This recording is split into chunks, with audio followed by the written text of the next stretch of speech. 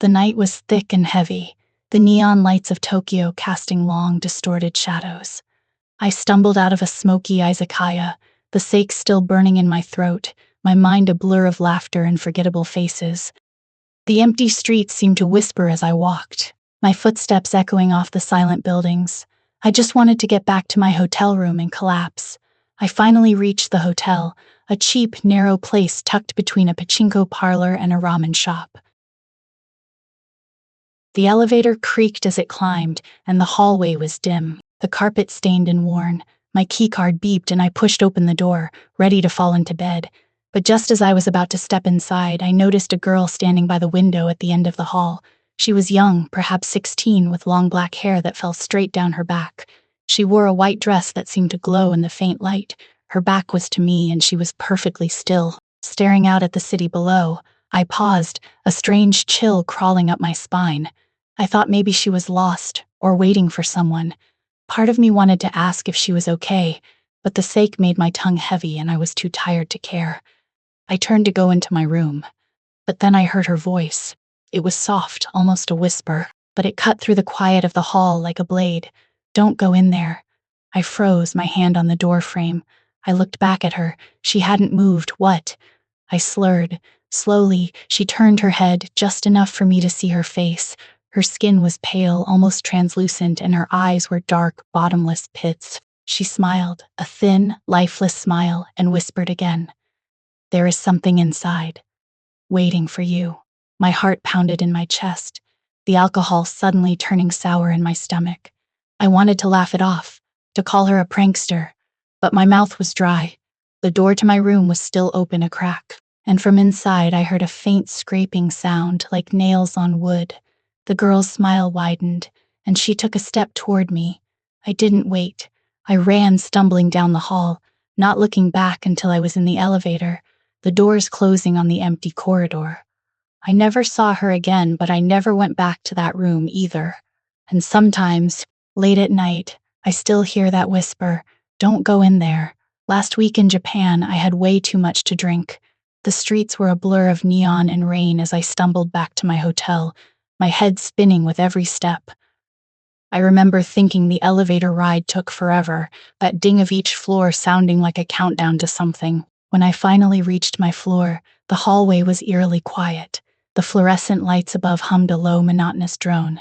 My room was at the end, a long stretch of identical doors. I started walking, the carpet muffling my unsteady footsteps. As I fumbled with my key card, a chill ran down my spine. I wasn't alone. A soft, wet sound, like a whisper, came from just around the corner. I froze, my heart starting to pound against my ribs. I told myself it was just my imagination, just the alcohol messing with my senses. But the sound came again, closer this time. A slow, deliberate drag, like something heavy being pulled across the floor. I turned my head slowly, my breath catching in my throat, and then I saw her. A girl standing in the shadows near the vending machine. Her hair was long and black, covering her face. She was wearing a white dress soaked through, the fabric clinging to her body. A puddle of water was forming at her feet, spreading outwards on the carpet. She wasn't moving, just standing there, perfectly still. I blinked, expecting her to disappear, but she didn't. Instead, she took a single step forward, and the wet sound I heard was the squelch of her bare feet on the soaked floor. It clattered to the floor, and I bent down to pick it up, my eyes never leaving her. When I straightened up, she was closer, so much closer. I could see the pale skin of her neck, the dark veins showing through. She tilted her head and a few strands of wet hair fell away, revealing a sliver of her face. Her skin was almost translucent, and her lips were blue. The card finally slid into the lock and I heard the click. I threw the door open and stumbled inside, slamming it shut behind me. I leaned against the door, my breath ragged, trying to convince myself it was nothing. Just a guest, maybe, or a trick of the light. But the wet sound didn't stop. It was coming from inside my room. I turned around, and there she was, standing at the foot of my bed, dripping onto the white sheets. She raised a hand, and I saw that her fingers were long and twisted. She pointed at the mirror on the wall, and in the reflection, I saw myself.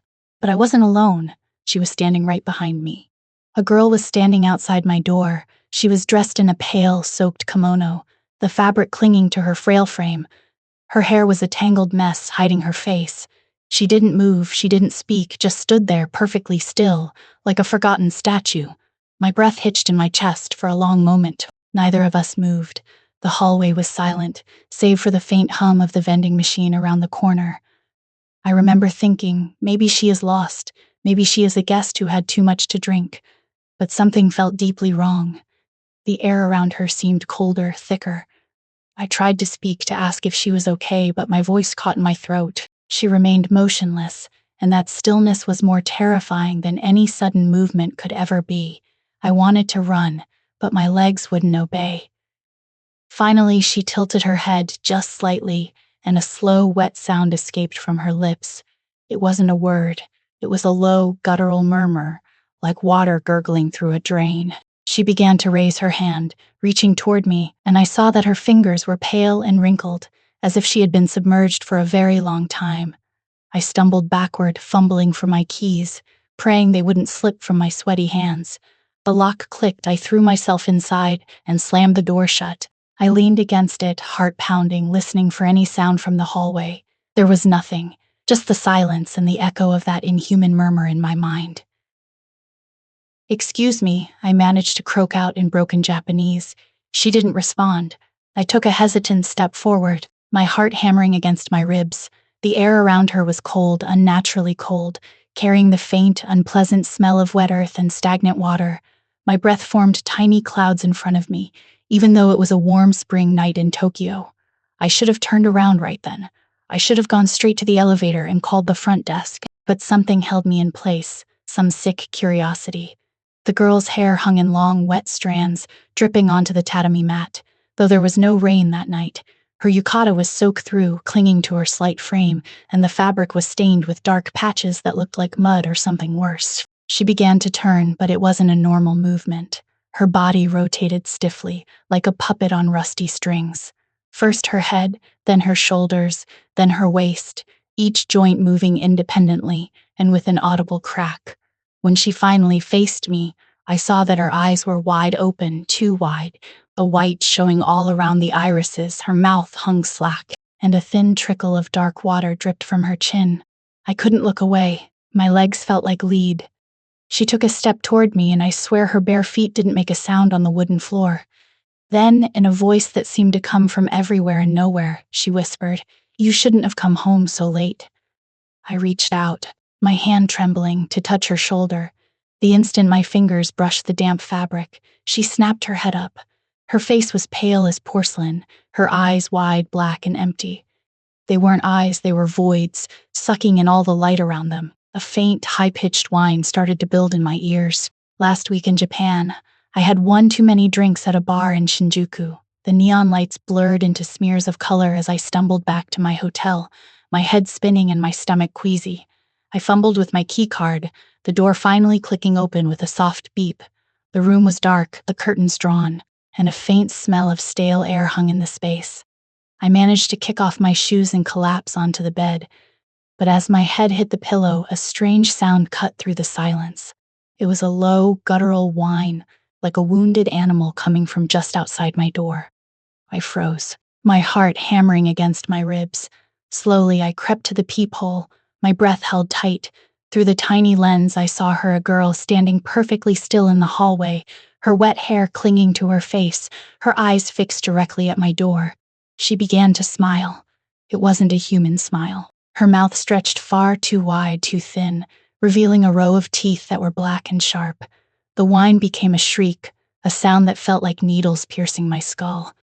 I stumbled backward, dropping my key. The sound of plastic hitting the floor echoed in the room, and the shriek grew louder, more frantic.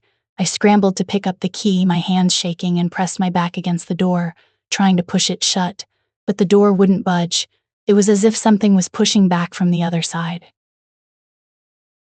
The shriek turned into a high-pitched giggle, then a series of knocks, slow, deliberate, rhythmic. I grabbed my phone, my fingers trembling as I dialed the front desk. But the line was dead. The lights flickered and the giggling grew closer. I could hear her whispering something in Japanese, a phrase I couldn't understand but felt in my bones, a curse, a warning. The air grew cold and the walls seemed to breathe. I crawled away from the door, pressing myself into the corner, praying for dawn. But the hands through the keyhole were already reaching for me. The last thing I saw was her smile splitting the darkness, and then everything went white. I scrambled for the key, my hands shaking so badly I couldn't grasp it.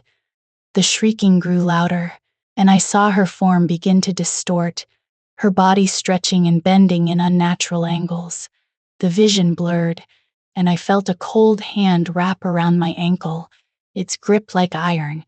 I kicked wildly, trying to break free, but her fingers dug deeper into my skin. I could feel a chill spreading up my leg, numbing everything in its path. The hallway lights flickered, casting long, dancing shadows that seemed to close in on me. I finally managed to jam the key into the lock, turning it with a desperate twist. The door swung open, and I tumbled inside, slamming it shut behind me. Leaning against the door, I gasped for air, my heart pounding in my ears. I listened for any sound from the hallway, but all I heard was silence. Too much silence, then. A soft whisper brushed against my ear, so close I could feel the cold breath on my skin. "You shouldn't have run." I spun around, but the room was empty. The curtains billowed as if touched by a breeze, though the window was shut tight. I sank to the floor, hugging my knees, telling myself it was just the alcohol, just my imagination. But the mark on my ankle, a ring of frostbitten skin, told me otherwise. And somewhere in the distance I could still hear that faint, echoing shriek. Last week in Japan, I had way too much to drink. I stumbled back to my hotel, the world spinning around me. All I wanted was to hit the bed and pass out. But when I turned the corner to my floor, I saw her. A girl, standing perfectly still outside my room. She was wearing a white dress, and her hair hung down, covering her face. I remember thinking, maybe she is lost, or just as drunk as I am. But then I got closer, and I felt this coldness, this wrongness in the air. She didn't move, not even a flinch. Her head was slightly tilted, as if she was listening to something I couldn't hear. I mumbled something, probably "excuse me," but she just stood there. My heart started pounding. I tried to walk past her to get to my door, but my legs felt like lead. The hallway lights flickered, and in that moment I saw her fingers. They were too long, bending at angles that didn't seem human. I panicked. I kicked free and forced the key into the lock, throwing myself into the room and slamming the door shut. The shrieking stopped. I leaned against the door, gasping for air. I didn't dare look through the peephole. I just slid down to the floor and sat there in the dark, listening to the silence, waiting for morning. I never did get to see what was behind that door, but I still hear that shriek in my dreams. And sometimes when I close my eyes, I see her fingers reaching for me.